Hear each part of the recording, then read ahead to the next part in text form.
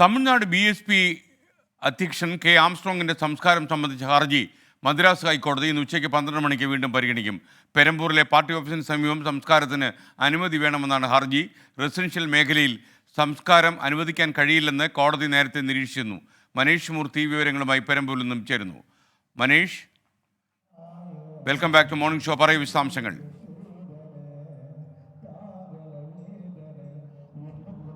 8:30 മണിയോട് കൂടിയാണ് ഹർജി പരിഗണിക്കുന്നത്. ജസ്റ്റിസ് ഭവാനി സുബ്രായനായിരുന്നു ഹർജി പരിഗണിച്ചിരുന്നത്. പക്ഷേ അവർ വളരെ കൃത്യമായി തന്നെ പറയുന്നുണ്ട്, ഇത് നിയമപരമായി എന്തായാലും അനുവദിക്കാൻ കഴിയില്ല. കാരണം 2400 സ്ക്വയർ ഫീറ്റ് മാത്രമാണ് ആ സ്ഥലമുള്ളത്. അവിടെ കൃത്യമായി തന്നെ ഓഫീസ് കെട്ടിടം നിലനിൽക്കുന്നുണ്ട്. അപ്പോൾ അവിടെ എന്തായാലും സംസ്കാരത്തിനുള്ള കാര്യങ്ങൾ അനുവദിക്കാൻ കഴിയില്ല എന്നുള്ളത് ജസ്റ്റിസ് പറയുകയും ചെയ്തിട്ടുണ്ട്.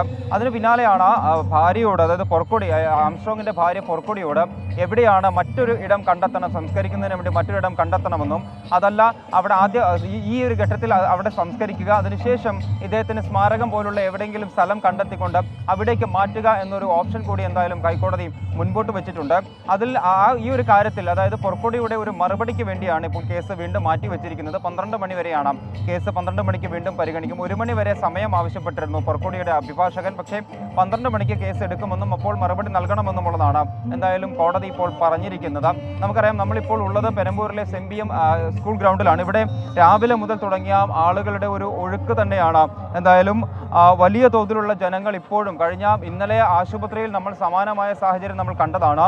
അതുപോലെ തന്നെ ഇപ്പോഴും അദ്ദേഹം ജനിച്ചു വളർന്ന, അല്ലെങ്കിൽ അദ്ദേഹത്തിൻ്റെ പ്രവർത്തന മേഖലയായിട്ടുള്ള ഈ പെരമ്പൂരിൽ ധാരാളം ആളുകൾ, പ്രായഭേദമന്യേ ധാരാളം ആളുകൾ രാവിലെ ഏകദേശം 6 മണി മുതൽ തന്നെ സമാനമായ ഒരു ജനക്കൂട്ടം ഇവിടെ ഉണ്ടായിരുന്നു.